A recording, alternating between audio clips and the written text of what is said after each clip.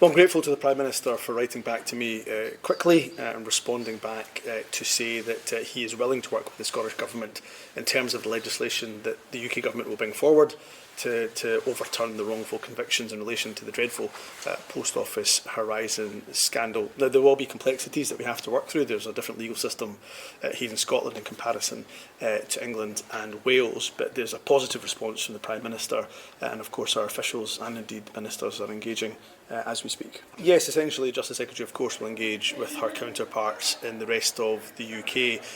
One of the options, and what I think the easiest option would probably be for a legislative consent motion to be brought to the Scottish Parliament to allow that legislation to apply on a UK-wide basis.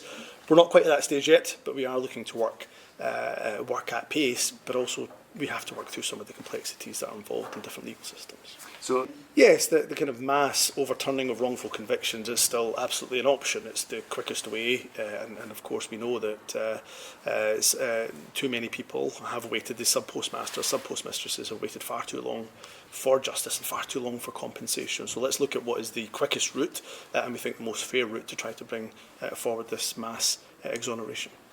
Are there still questions today? But I think the Lord Advocate dealt with the questions from members of the Scottish Parliament. She gave an upfront account of, unfortunately, the fact that she had asked for, or the Crown Office had asked for reassurances in the past, and those reassurances from the Post Office were, in fact, misleading, and she's understandably very upset about that.